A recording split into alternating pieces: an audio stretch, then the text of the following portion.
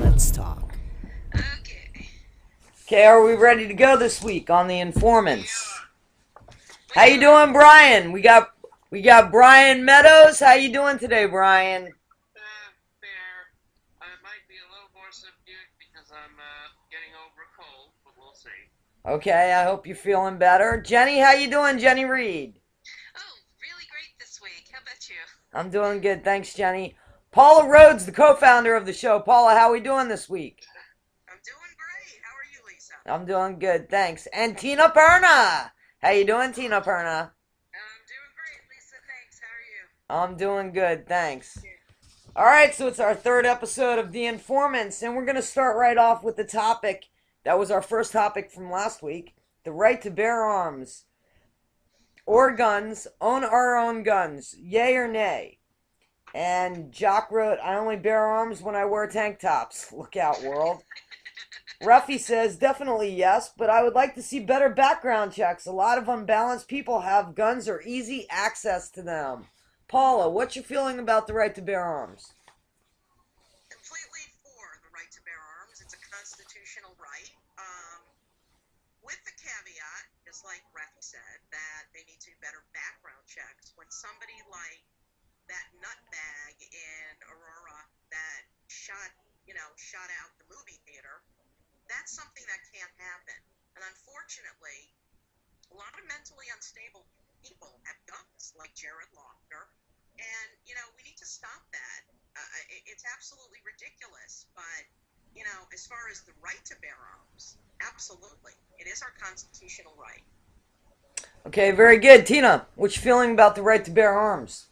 I definitely believe in the right to bear arms. I do feel that not everyone should have them. I think that there should be a very good screening for that, and also, I don't feel that you should be allowed to have over a certain amount of guns. And I don't think assault rifles or anything like that should be allowed to the general public. What do we need them for? I agree. If you have them, you're up to something. Sorry, that's my opinion.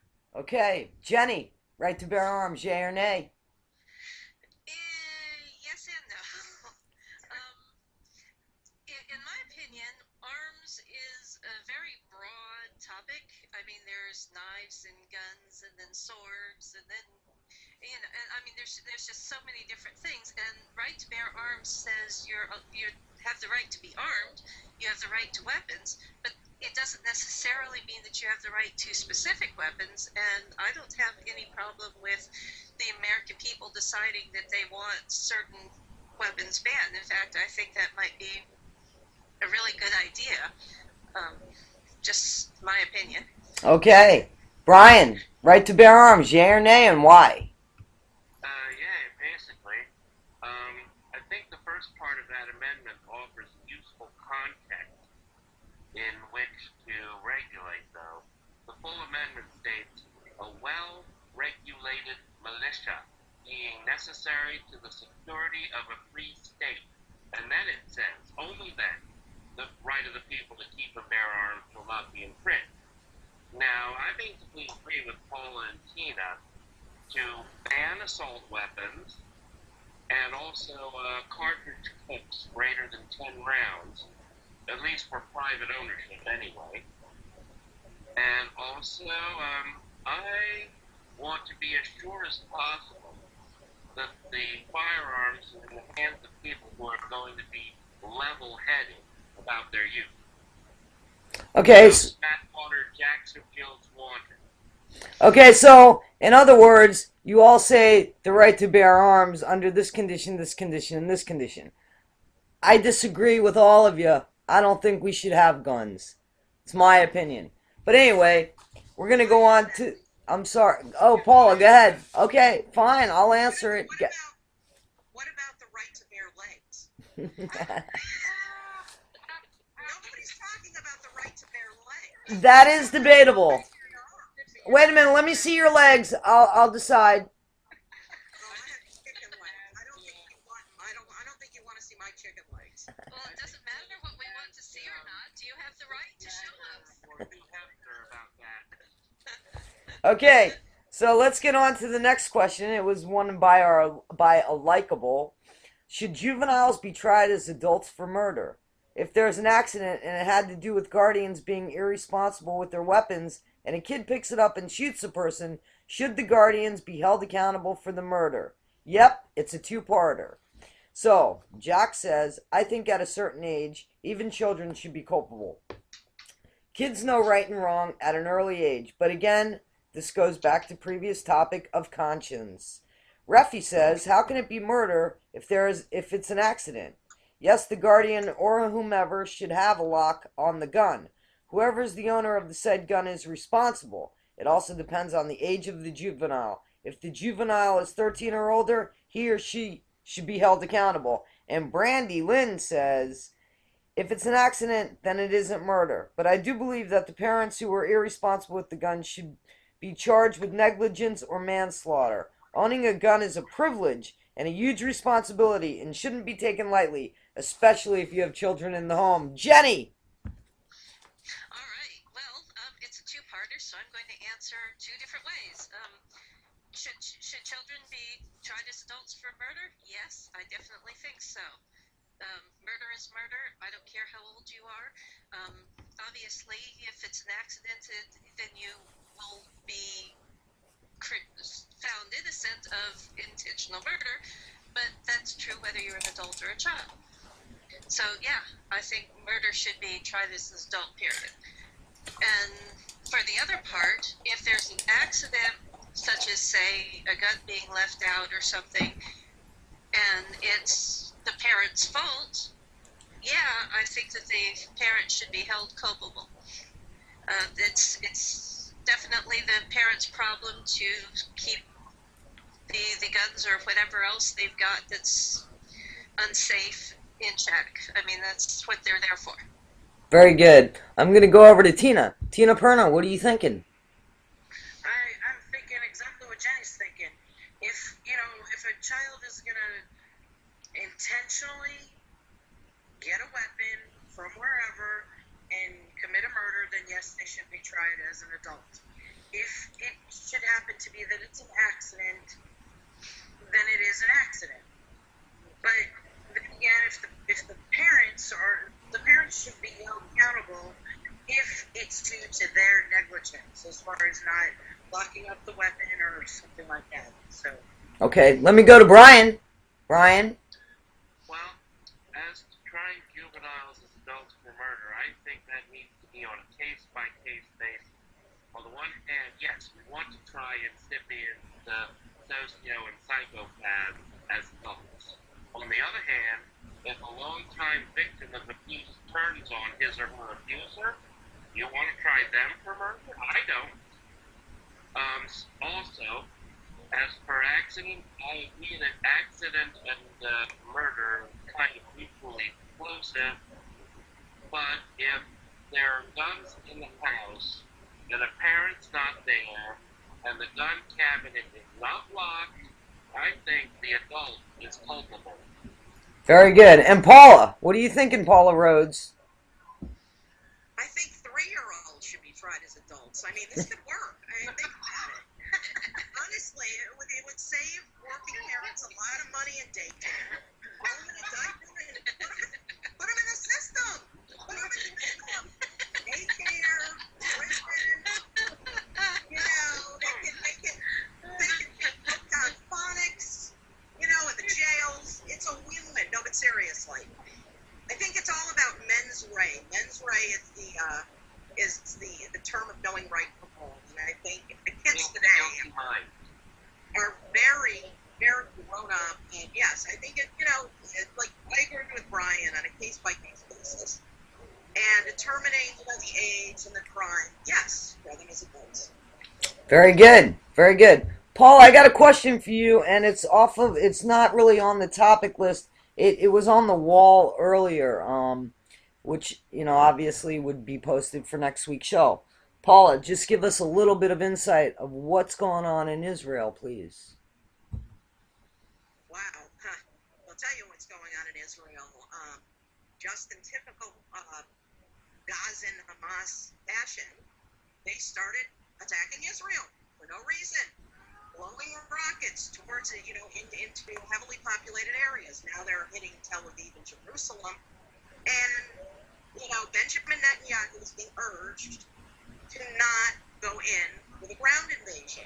Well, let me ask you this. If Mexico all of a sudden started sending rockets into California, how would you feel if Obama or anybody from another leader of another country called, our leader and asked him to not retaliate? Israel is always held to a higher standard than any other nation. And it's actually Israel's is held to an impossible standard. And this is a result of Israel having her hands tied and not being able to finish the job before when the Gazans have sent rocket fire into Israel. This is a daily occurrence. And you know what? This is absolutely ridiculous. And what's amazing is, look, I give kudos to Obama because he did come out and he did blame Hamas and he says Israel does have a right to defend itself. But behind the scenes, he's asking Netanyahu to not enter into a ground invasion. And Obama has asked the president of Egypt, Mohamed Morsi, the leader of the Muslim Brotherhood, to broker a ceasefire with Hamas. Now, let me remind you that the Muslim Brotherhood is the organization that's starting Hamas. So, and Obama called Morsi to thank him for his calming effect on handling the conflict. Handling or calming the conflict? Mohamed Morsi has been on TV every day since this started, screaming that if death to the Jews, which is his favorite thing to say, apparently, and that he is personally with the Palestinians in the trenches as they're sending the rockets to Israel. So asking him to broker a peace deal and calming conflicts is ridiculous. Actually asking Egypt to broker a peace deal with Morsi in the helm between the Palestinians and the Israelis is like asking Russia to broker a peace deal between China and India. It's absolutely ridiculous. My take, Israel needs to go in and they need to take care of this once and for all, no matter how they have to do it. Because this is absolutely preposterous.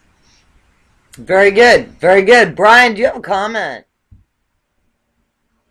Not yet. Okay. Okay. Let me tell you this. It's not a topic on our Facebook wall, but anyway, have any of you seen Obama's America 2016? Has anybody seen that movie? No.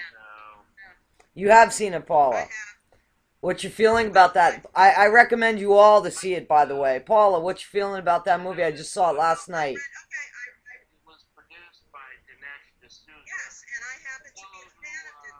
In his days at Dartmouth, earned his nickname, which was Distort Junior. Go ahead, Paula. That's enough for me. I saw the movie. I read the book. I happen to like Dinesh D'Souza. I think he's brilliant. Of course, Brian's going to say he's distorting things because he's in the other camp. But I liked the movie. I mean, it was very true to the book, and it's very true to what's happening. I mean, look, Brian, I know that you hate things called facts, but the fact is that the book and the movie relies heavily on facts. It's not an emotional piece.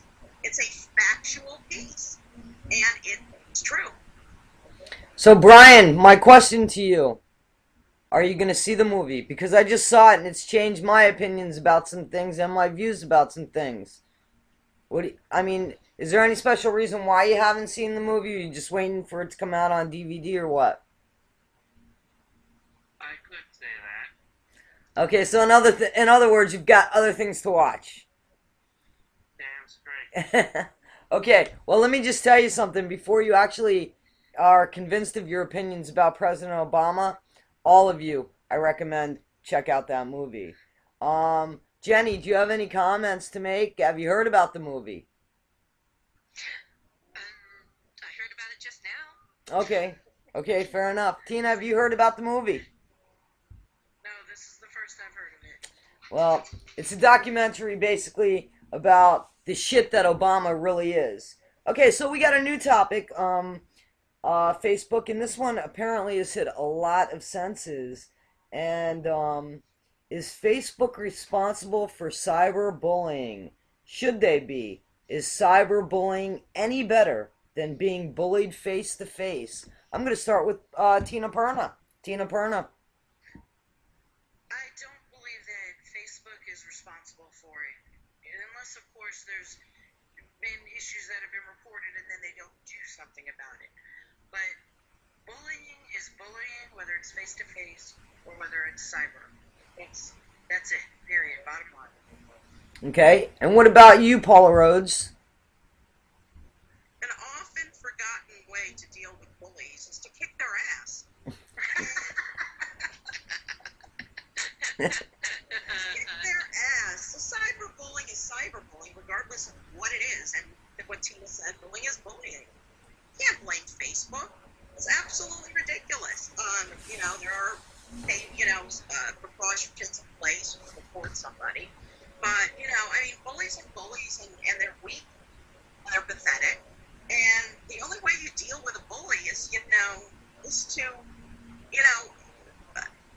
deal with them head on. I mean, we have become a society where people have become, tattletales.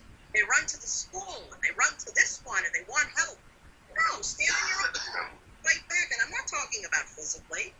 Let me tell you something. I'm Jewish, and you know what? I might not be a badass as far as, fist fighting, but boy, I could verbally cut somebody to pieces. I'm a master of that. Same here with Italians. Right? Italians and Jews, look out. I'll have you in a corner rocking, sucking your thumb. You want to match wits with me? I say go for it. Especially when I haven't eaten.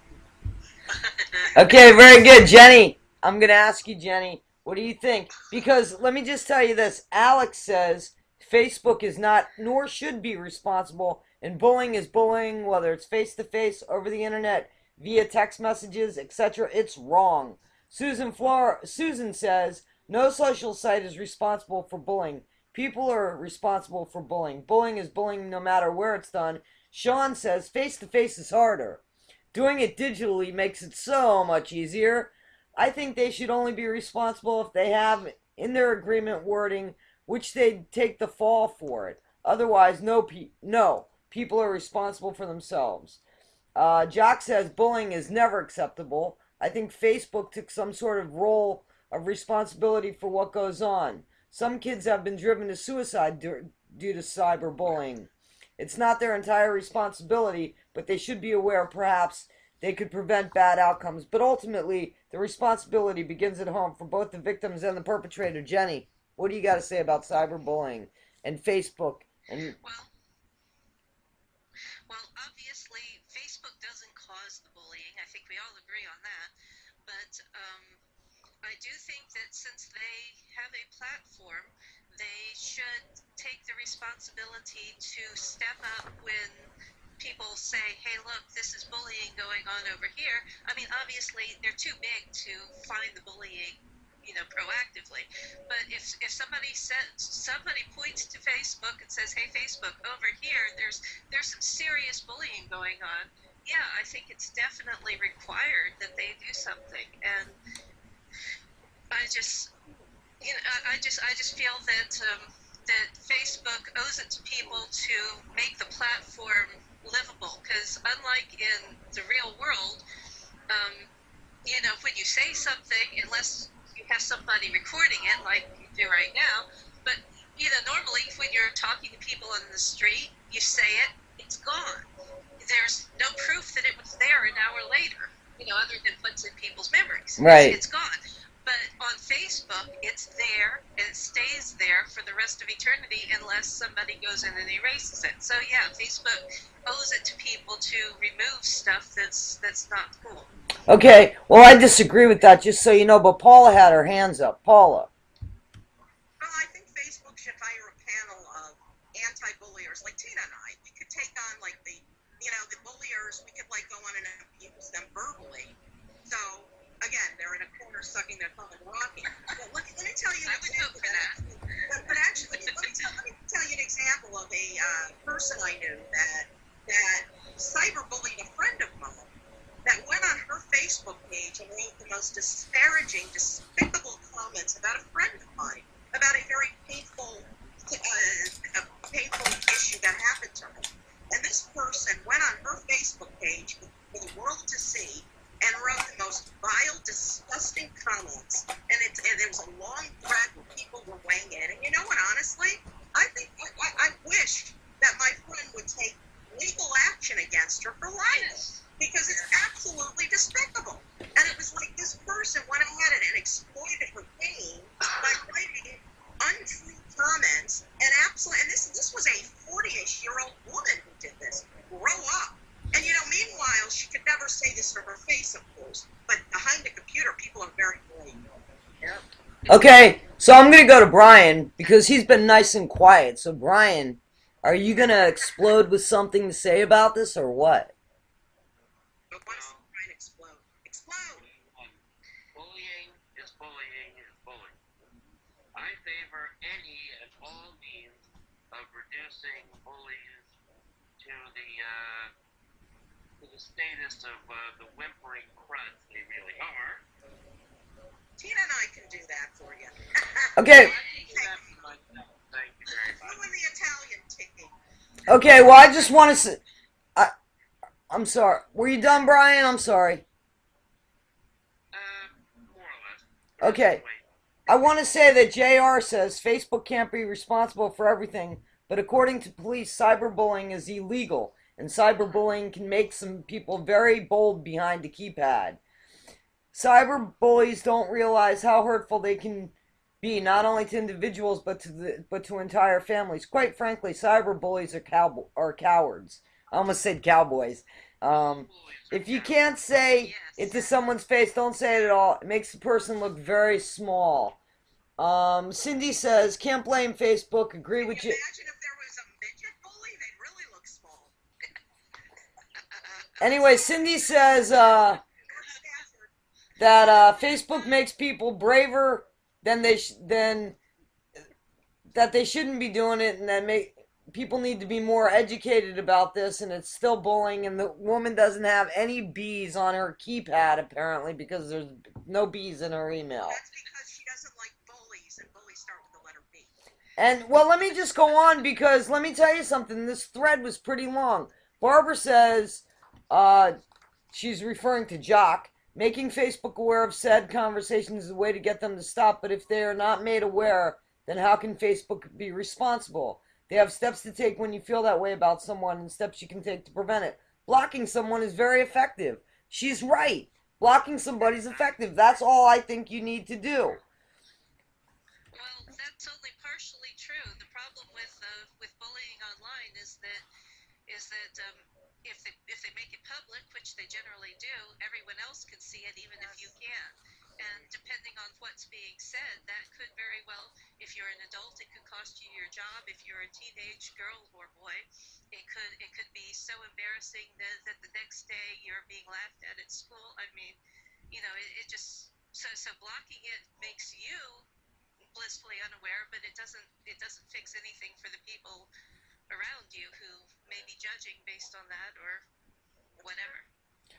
But I do think, Jenny, that, you know what, Facebook is a service that we all use, and I don't think that it needs to be responsible for what everybody, all of its subscribers put on it. I think it's up to the individual. However, if you see something that isn't appropriate, or you feel threatened or bullied by it, by all means, there's ways to contact people about that, so, I mean, like Paula said earlier, there's so many tattletalers. I mean, you do have to go take care of some things yourself and take some responsibility as well, because let's say you're bullied face to face. You have to take care of things yourself anyway.